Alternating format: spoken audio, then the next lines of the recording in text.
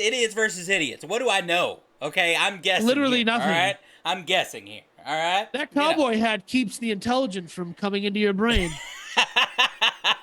But this next story is something very interesting. Is people in the content business? We've watched, people like Glenn Greenwald. Okay, Matt Taibbi of Matt Rolling Taibbi, Stone, yeah.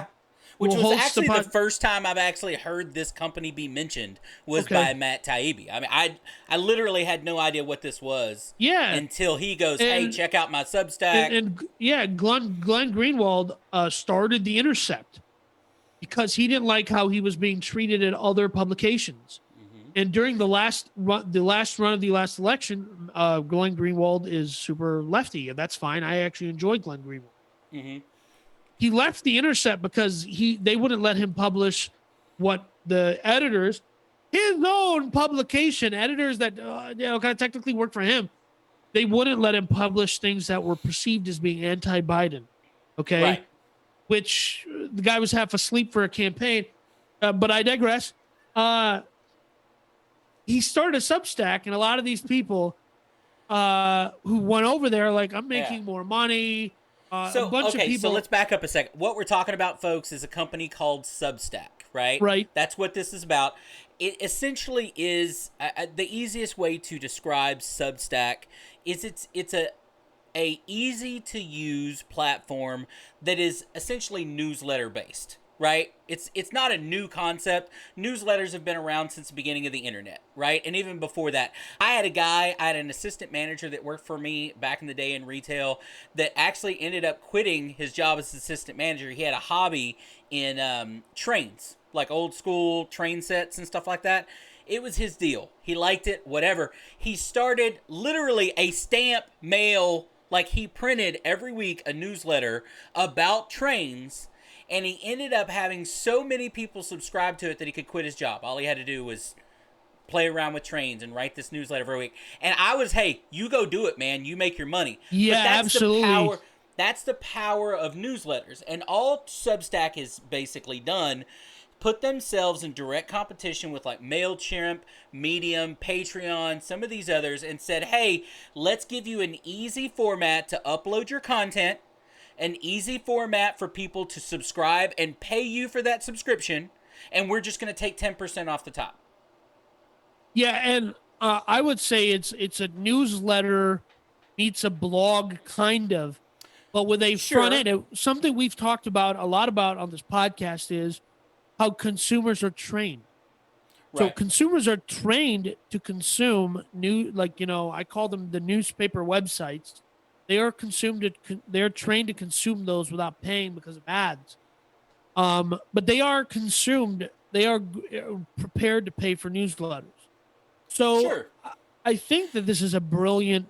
People are prepared business. to pay for the content they want, right? Because that's the Right. problem with anything from any major news network, any major anything. It all gets aggregated to this average, right? And people will pay for content that they want or really want to hear, right? Whether it's true or Right. not. But they want her to, and this is what they call kind of influencer style journalism. If I like a particular influencer, I'm gonna like the content they're putting out, and I'd be willing to pay, which is Patreon for YouTube and everything else. Right. It's just a more of an indirect way, where this is a more direct way, right? Is I'm gonna give you $2 a week, $3, whatever their subscription cost is, and you're going to give me the direct information because I like you. I'm going to look, this sounds like to me, Oprah would have been big on this back in the day, right? Sure. Like if Oprah had, Oprah's My book club favorite and things. stuff like that, right? Yeah. If Oprah had a Substack back in the day, it would have just made her billions on top of the billions she already had, right? Here's all it does, and there's nothing new under the sun. We've said this a couple times on the show. It gives the newsletter a shiny new tech feel that makes it not so arduous and like silly that I have a newsletter. And what I think is interesting is what we're seeing across the media in general is creators, authors, writers, what have you, being squeezed out of being able to say what they want to say because the advertiser, whatever, you Right. know. And Absolutely. listen, the genesis of Idiots versus Idiots was a political show, which I later was like, no, we can't do a political show because we'll never turn this into any money. It's just going to be a hobby because YouTube. And listen, our one video about the former president of this country, nothing political whatsoever we said Right. about him. We Right. didn't say we liked him or disliked him. Mm-mm. We had a neutral dialogue about whatever. What I the can't next even step say his may name. be. Yeah. Is considered unmonetizable by YouTube or limited Because of the subject monetization. matter. Right. Even But though we it's not. and Yeah. so here's what happened is similarly Patreon did the exact same thing, which they said, hey, we're going to let the consumer decide, and the consumer can go right to you. You can go have a direct relationship with your followers, your users, whatever, customers, however you want to, whatever term you want to use. What happened with Patreon, and this is a curiosity in my brain, okay, is will, Substack, because all of these writers are now going to Substack. Mm-hmm. Will we see a similar push in the future to say, oh my gosh, this one person has a bajillion Substack subscribers, they're making money. MasterCard should not allow this.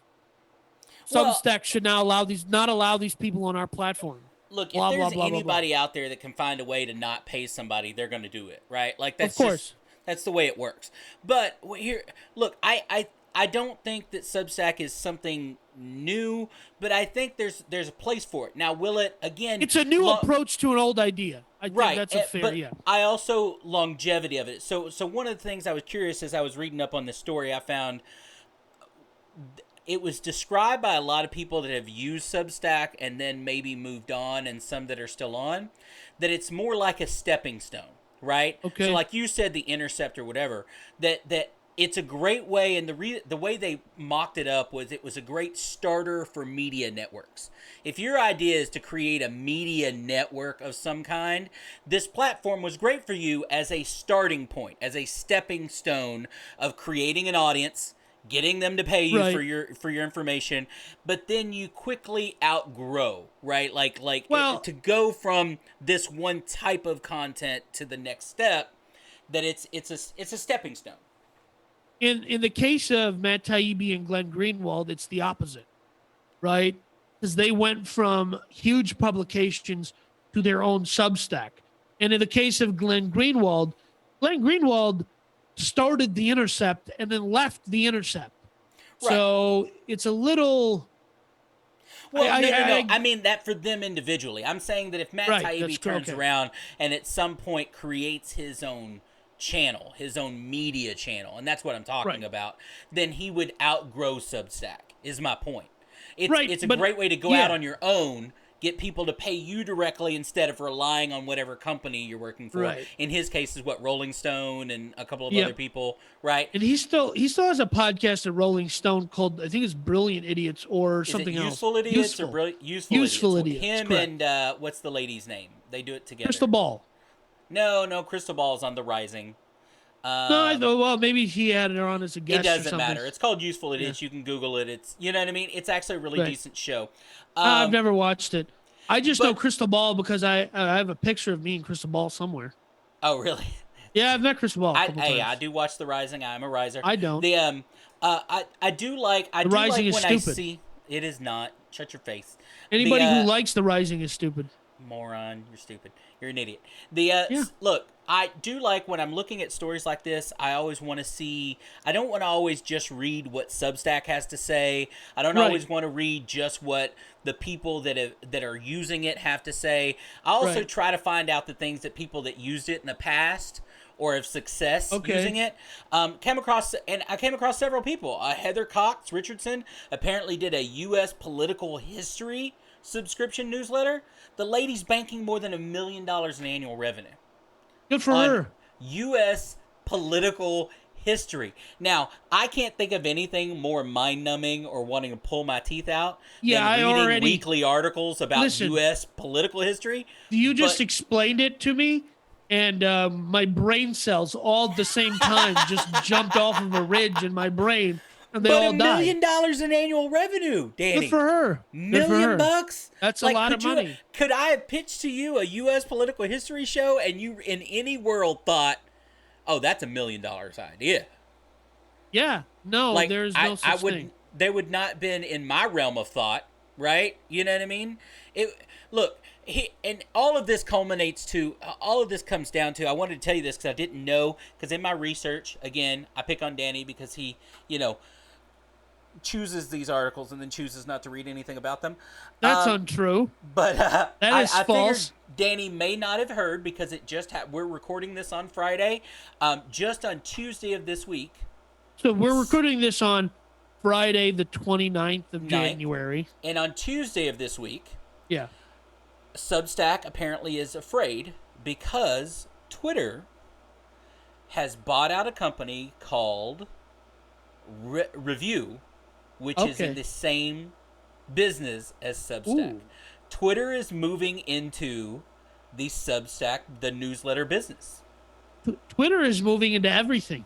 Twitter has a Clubhouse competitor too. So I appreciate that Twitter is now going full Facebook and saying, middle finger to the sky, we're going to invest into everything. I didn't know this piece of information. For the first time in Idiots versus Idiots history, Big Man had a piece of information that I didn't have. It happens every week, and they know because they watch. No, this is the first time. But yes, so and it'll never happen again. And I literally intentionally withhold information because Big Man always says he has more information than I do, and I literally withhold things that I find in my research so I can best him on a show that we do as partners. That's it, right? Competition is a good thing. But yeah. I thought this was really cool because look, and this is kind of goes back to what we were talking about and we've talked about before. You have these big companies, Twitter, Facebook, Google, whatever. One of the things that they've gotten really good at is watching. And look, these are all companies that aggregate data, right? That's really what their business is aggregating data. So they go out there and they're on the forefront to go, well, holy crap, Substack is making a mint and doing this business. Let me go find a company that I can purchase. And oh, by the way, this Review is some small mom and pop, like foreign company that just basically has the infrastructure, right, and a startup kind of thing. But they can go acquire this and immediately get into this business in a fraction of the time that it took Substack to get up and running, right? And then they had the billions of dollars to market it to everybody like it's a brand new thing, like it's the next big thing, right? And Substack may even have a better product. They might, but they cannot compete with they don't have Twitter's ad campaigns. They don't have. They can't. Like they also can't compete with Twitter's money. They can't compete with Twitter's. Twitter has a legion. And in this kind of case, the first to market. Let me finish my sentence, big man. No. Twitter has a legion of programmers that can that once this product is purchased by Twitter, that can bulk it up. They can build a better version of it. So what were you gonna say? It's probably something idiotic and inane. I don't even remember now. Who cares? It was that important. It boils down to money, right? They have money that they can shove at it. Money into programmers, money into marketing, money into getting it out there. They have a cult following, again, audience, right? They have a massive audience that they can advertise this to for free, right? Like, again, all of this comes back to first, that's what I was going to say, first to market, as much as we harp on that first to market is important. In this case, being second, third, fourth to market, if you have the ad budget behind it, if you already have an audience, it can make it much easier. Yeah, so I actually don't, and I disagree. I think I disagree with the big man on this one. I actually don't see first to market as an advantage. I see first to market as a disadvantage because the first guy through the wall gets bloody. The second guy already has a door cut out for him. So I think if you look at it, if we view and look at social media as an example, who was really the Friendster? Who remembers? No one's using Friendster. Who's using MySpace? Nobody's using any of those platforms, right? Mm-hmm. The third or fourth guy through the door, Facebook, ends up having the staying power because they learned what did MySpace do wrong. And listen, we all have to give a huge apology to Tom for MySpace. Bro, you were so cool. You didn't spy on us for the government, right? You let us have music on our profiles. We're so sorry. Yeah. I'm just happy that you sold your company to Fox News, and then you took a bunch of money and went and started Tom's Shoes, and you gave shoes to poor African children that didn't have shoes or something, and you started a shoe company with your own name. That's super cool. But again, dude, we're so sorry, man. He made sure that every apologize. MySpace user had at least one friend, all right? Every That's right, MySpace man. user had at least one friend. Tom from MySpace, the country owes you an apology. That okay? is true. Facebook has aggregated volumes and volumes, quinterobyte, like just volumes of like server farms of data on this entire country. Yes. And the guy from MySpace was super chill, let you write your own HTML code on your page. You see how I didn't make fun of you stuttering your words right there? See how I didn't make fun of you for stuttering your words, but you did to me earlier? You see, this is the epitome of idiots versus... Oh, it's you deserve it. You non-deserving. Me deserve. That's correct. Okay, I just want to make sure everybody knows the double standard. Yes. That is the idiots versus idiots show. There is absolutely double standard. That's why we have a show. All right.